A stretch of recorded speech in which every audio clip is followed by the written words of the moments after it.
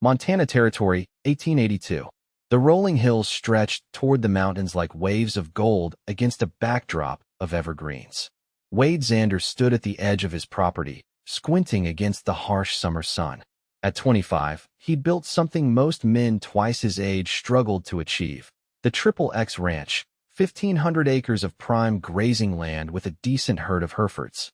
A life measured in cattle, fences, and solitude. Wade ran a hand through his sandy brown hair, the strands falling boyishly across his forehead despite his attempts to tame them.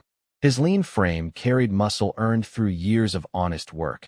Not the bulk of saloon brawlers, but the wiry strength of a man who wrestled calves and mended fences from dawn till dusk. The light stubble on his jaw caught the sunlight, giving his otherwise youthful face a hint of maturity. A man needs nothing but his horse, his gun, and enough land to ride from sunrise to sunset. His father had told him before consumption took him 3 winters past. Wade had lived by those words, convinced that attachments were liabilities in a land where nature could strip everything away with one harsh winter, one prairie fire, one failed harvest. The Double Z homestead lay just beyond the ridge to the east, close enough to be neighborly, far enough to maintain the solitude Wade believed essential to survival. Hattie Zimmerman and her father had arrived last spring, settling the adjacent property with quiet determination. At 21, Hattie had the kind of beauty that felt misplaced in these rugged lands. Honey blonde hair that cascaded in waves down her back when not fastened in a practical braid, eyes the clear blue of mountain lakes, and a willowy grace that somehow didn't diminish her capability with a plow or milk cow. Wade had helped them raise their barn as any decent neighbor would, but he'd kept his distance otherwise. The frontier was no place for distractions, and Hattie Zimmerman was certainly that, especially when she wore that blue calico dress that matched her eyes. "You'll die alone out here," his ranch hand, Tobias, often remarked. "Man needs more than cattle and horses for company. Those cattle and horses don't ask questions or expect promises," Wade would reply, ending the conversation. The spring roundup had just finished, and the summer stretched ahead with the promise of hard work and the satisfaction of watching his herd grow fat on the abundant grass. Wade had everything he wanted, or so he had convinced himself. The storm rolled in without warning one hot July afternoon. Lightning split the sky, striking the dry prairie grass southwest of Wade's ranch house. By nightfall, a wall of fire raced toward his property, devouring everything in its path. Wade and his 2 ranch hands worked frantically to drive the cattle to safety, but the wind shifted, trapping them between 2 advancing fronts of flame. "Get the horses," Wade shouted over the roar of the inferno. "Head for the creek." They managed to save most of the animals, driving them through the shallow creek that divided Wade's property from the Zimmerman homestead. But when Wade looked back, his ranch house, barn, and outbuildings were engulfed in towering flames that turned night to day with their hellish glow. 3 years of work. His father's legacy. Everything gone in an instant. Wade stood on the far bank of the creek, his face blackened with soot, clothes singed, watching as the flames devoured the life he'd built. The false security he'd created crumbled with each collapsing timber. "Wade," a voice called from behind him. He turned to find Hattie rushing toward him, her blonde hair flying loose from its braid, her nightdress covered by a hastily donned coat. "Are you hurt?" "I'm fine," he managed, though his voice sounded hollow even to his own ears. Hattie's eyes reflected the distant flames. "You'll stay with us. Father's already preparing the spare room." "I can't impose. This isn't a request," she said firmly. "It's what neighbors do." Wade wanted to refuse, to maintain the independence that had defined him, but as he looked across the creek at the smoldering ruins of his ranch, he realized he had nowhere else to go. The illusion of self-sufficiency had burned away with his barn. The Zimmerman homestead was modest but solidly built, a 2-room cabin with a lean-to addition that served as Hattie's bedroom. Elijah Zimmerman, a widower with graying temples and kind eyes, welcomed Wade without question, showing him to a narrow cot in the corner of the main room. "Tomorrow we'll assess what can be salvaged," Elijah said, placing a reassuring hand on Wade's shoulder. "Tonight, rest." But rest wouldn't come. Wade lay awake, staring at the unfamiliar ceiling, the scent of smoke still clinging to his skin despite his hasty wash at the pump. Everything he'd believed about independence and solitude seemed hollow now. One act of nature had stripped him bare, and here he was, dependent on the kindness of neighbors he'd deliberately kept at arm's length. Dawn found Wade already dressed and heading for the door when Hattie emerged from her room, her hair braided neatly, wearing a simple brown work dress with a white apron. "You weren't planning to leave without breakfast, were you?" she asked, her voice carrying a note of challenge. Wade paused, hand on the door. "I need to check on my cattle." "Your cattle survived because you drove them here," she said practically. "They're grazing with our herd. Sit down. Food first, then work." There was something in her tone that brooked no argument, reminding Wade of his mother in the days before the frontier had claimed her. He found himself sitting at the small wooden table while Hattie efficiently prepared a breakfast of biscuits and gravy. "I appreciate the shelter," Wade said stiffly as she placed a steaming plate before him. "But I'll be moving on as soon as I can get a tent set up on my property." Hattie sat across from him, her blue eyes direct. "And rebuild everything alone? That's foolishness, not independence." Wade bristled. "I've managed on my own this far." "Have you?" She raised an eyebrow. "Who helped raise your barn? Who rode with you to Helena when the blizzard hit last winter? Who found your lost bull in the north pasture?" Before he could answer, she continued, "The same neighbors you're so determined to keep at a distance." The truth of her words stung more than his burns. Wade focused on his food, unable to meet her gaze. "Father and I discussed it," Hattie continued more gently. "We need help with our harvest, and you need help rebuilding. We propose an exchange, your labor for our shelter and assistance with your ranch." "I can't accept charity." "It's not charity, it's cooperation." Hattie's voice softened. "Isn't that how the West was settled? Not by lone wolves, but by communities standing together against hardship." Before Wade could respond, Elijah entered, and the conversation shifted to practical matters of salvage and rebuilding. But Hattie's words lingered, challenging everything Wade had come to believe about survival on the frontier. The following weeks fell into an unexpected rhythm. Days were spent salvaging what could be reclaimed from the ashes of Wade's ranch and working the Zimmerman fields. Nights brought shared meals and conversations around the table that stretched longer than Wade would have thought possible, given his usual taciturn nature. He discovered that Hattie was not just beautiful but fiercely intelligent. Having been educated back east before her mother's death, had brought her west with her father. She could quote Shakespeare while mending harnesses and debate politics while canning preserves for the winter. "You don't speak like most frontier women," Wade observed one evening as they sat on the porch, the summer twilight stretching the shadows across the yard. Hattie smiled. "And how many frontier women have you actually spoken with, Mr. Xander?" The question caught him off guard, making him realize how deliberately he'd avoided connections with everyone, not just Hattie. "Fair point," he conceded. "Mother insisted I receive an education equal to any man's," she explained. She believed the frontier needed minds as much as muscles. She was right, Wade said, surprising himself with the admission. "Though muscles help when rebuilding a barn." Her laugh was warm in the gathering darkness. "Indeed they do. And you seem to have plenty of those." The casual compliment brought an unexpected heat to Wade's face that had nothing to do with the summer evening. August brought the beginning of harvest season and the foundation of Wade's new ranch house. Neighbors from miles around gathered for the barn raising, bringing food and tools and willing hands. Wade found himself in the unfamiliar position of accepting help, of being part of something larger than himself. "See," Hattie said as they watched 12 men hoist a wall frame into place. "This is how it's done out here. Today for you, tomorrow for someone else." "I've never been comfortable being beholden," Wade admitted. "There's a difference between being beholden and being connected," she countered. "One is a burden, the other is strength." The new barn rose over 2 days of collective effort, and for the first time, Wade began to question whether his father's solitary philosophy was wisdom or fear disguised as independence. As summer gave way to fall, Wade remained at the Zimmerman homestead, his temporary arrangement extending as they completed the harvest and continued work on his new ranch house. His presence had shifted from guest to something undefined but essential. He taught Hattie to shoot with greater accuracy. She introduced him to the poetry of Wordsworth read aloud by lamplight. One crisp October morning, Wade returned from checking fences to find Hattie alone in the cabin, kneading bread dough with focused intensity. Flour dusted her cheeks and the loose tendrils of hair that had escaped her braid. "Where's your father?" Wade asked, hanging his hat on a peg by the door. "Rode to town for supplies. He'll be back tomorrow." She punched the dough with perhaps more force than necessary. "Which means I'm stuck with this bread. He's much better at it than I am." Wade watched her struggle for a moment, then stepped closer. "My mother taught me. May I?" Surprise flickered across her face, but she stepped aside. Wade rolled up his sleeves and took over the kneading with confident motions. "A cowboy who bakes bread," she observed with amusement. "You're full of surprises, Wade Xander."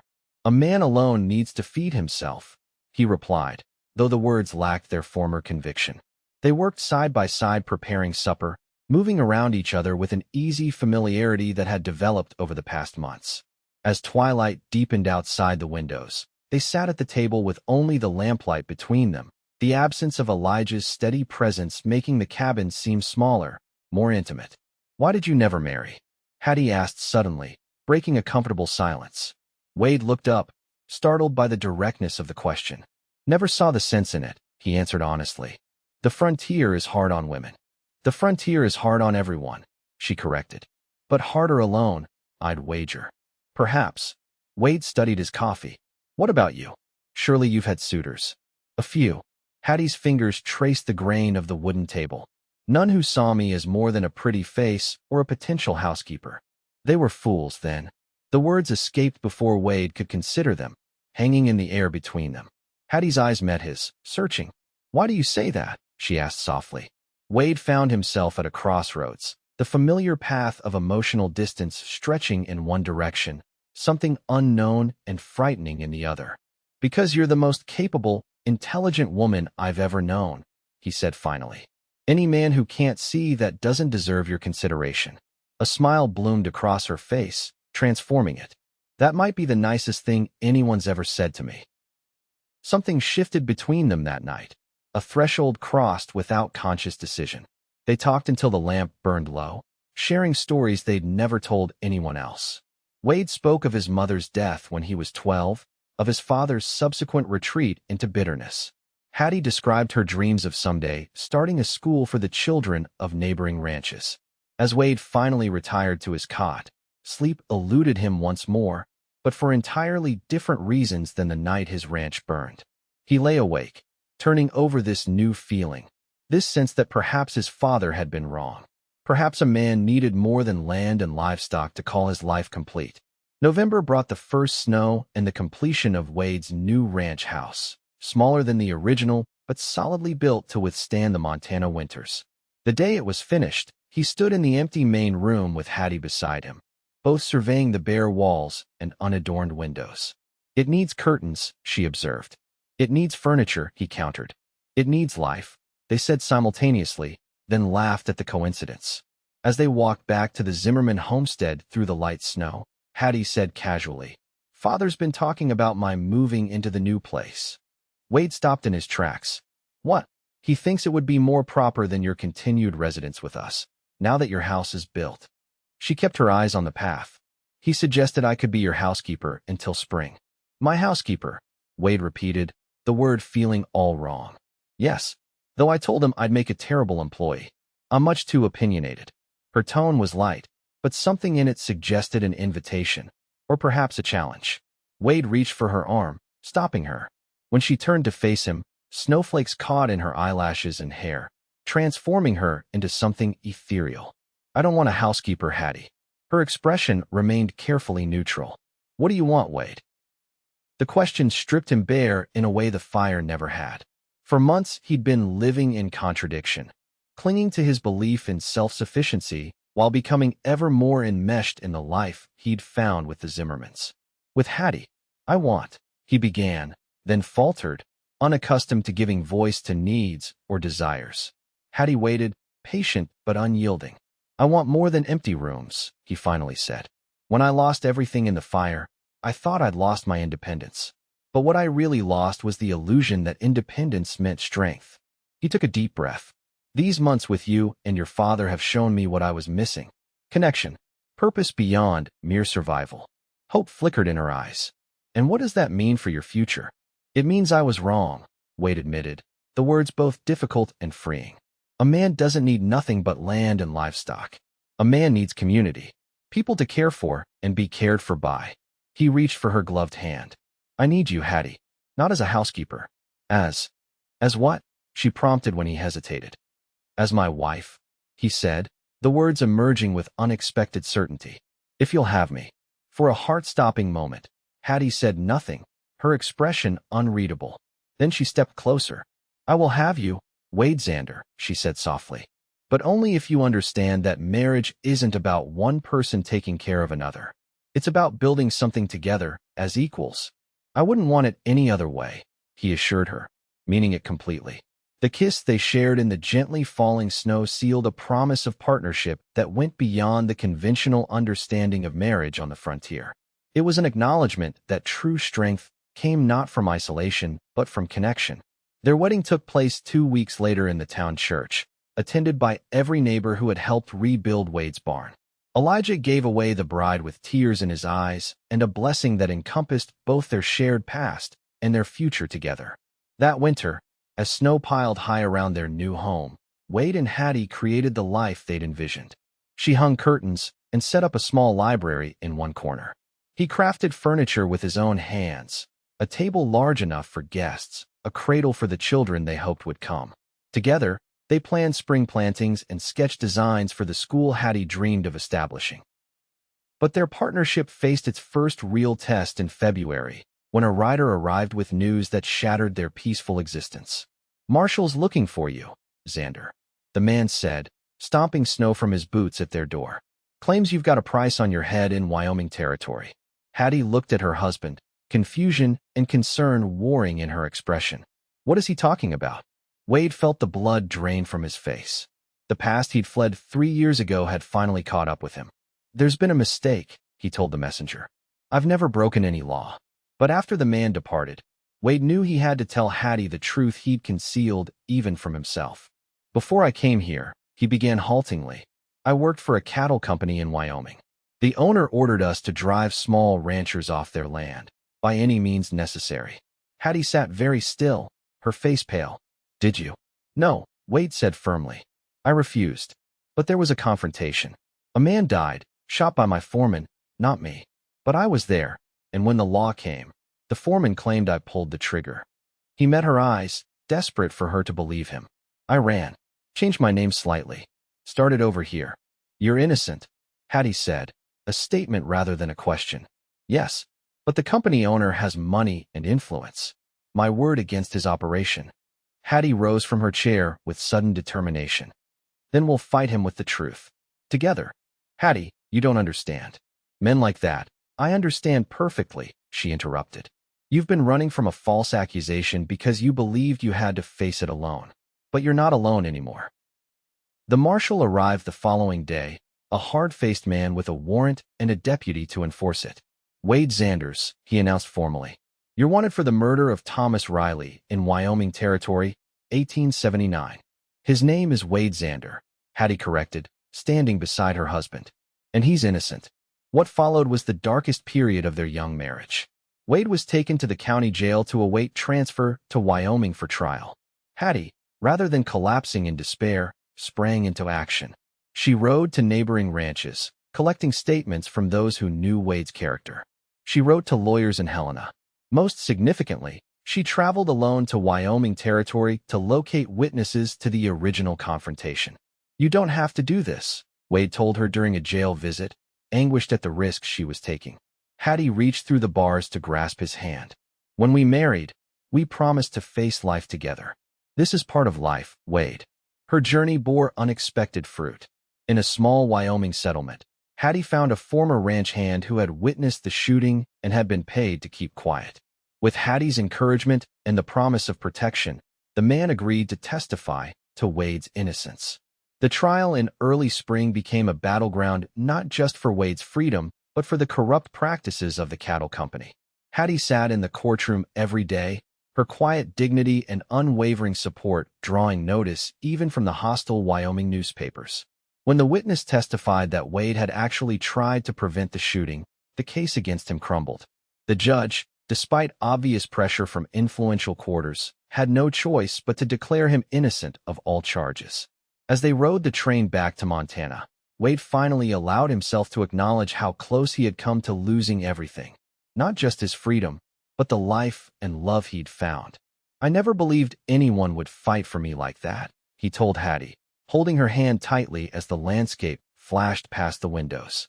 "Then you underestimated what love means," she replied simply. "It's not just warm feelings, Wade. It's standing together against whatever comes." They returned to their ranch to find that neighbors had maintained their stock and property during their absence. The community that Wade had once held at arm's length had become their safety net in crisis. That spring, as new life erupted across the prairie, Hattie confirmed that their family would grow by one before winter returned. Wade, touching her still flat stomach with wonder, finally understood what his father had never taught him. That true strength came not from isolation, but from the courage to build connections despite the risks. 5 years later, the XXX Ranch had become one of the most prosperous in the county. The main house had expanded to accommodate 2 children, with a third on the way. More significantly, the East Wing had been converted into the school Hattie had dreamed of, where she taught the children of neighboring ranches 3 days a week. On the anniversary of the fire that had destroyed his original ranch, Wade stood on the porch watching Hattie lead their 4-year-old son and 2-year-old daughter in a game of chase through the summer twilight. Their laughter floated across the yard, mingling with the distant lowing of cattle and the evening songs of meadowlarks. Hattie, her blonde hair now streaked with subtle hints of silver despite her youth, caught him watching and smiled. That same smile that had first challenged his beliefs about independence and survival. She gathered the children and came to join him on the porch, leaning against him as they watched the sunset paint the sky in impossible colors. "Any regrets?" she asked softly, knowing the significance of the date. Wade wrapped his arm around her shoulders, feeling the life growing within her, surrounded by the home they'd built together from literal ashes. "Not one," he answered truthfully. "That fire was the best thing that ever happened to me." "Because you lost everything?" she asked with a teasing lilt. "Because I discovered what really matters," he corrected, pressing a kiss to her temple. "Not what a man possesses, but who he loves and who loves him in return. Not independence, but interdependence." As darkness settled over the ranch and they ushered sleepy children to bed, Wade realized how completely his understanding of strength and survival had transformed. The frontier was still harsh, still unpredictable, but he no longer faced it alone, standing against the wilderness with nothing but pride and self-reliance. Instead, he faced it with Hattie beside him, with children who represented their shared future, and with a community bound together by mutual support. He had discovered what his father never had. That love was not a weakness to be avoided, but the greatest strength a man could possess, especially in a land that demanded everything from those who sought to tame it. When he had lost everything in that fire, he had found what truly mattered in Hattie's arms. Not just comfort, but a new vision of what life could be when shared with someone who saw him completely and loved him anyway. In the darkness of their bedroom, holding Hattie close as she drifted toward sleep, Wade whispered the truth he had come to know with absolute certainty. Home isn't a place at all. It's wherever we face life together. Hattie's sleepy murmur of agreement was all the confirmation he needed that the journey from solitary cowboy to husband, father, and community member had been the most important ride of his life, and one he would never regret taking.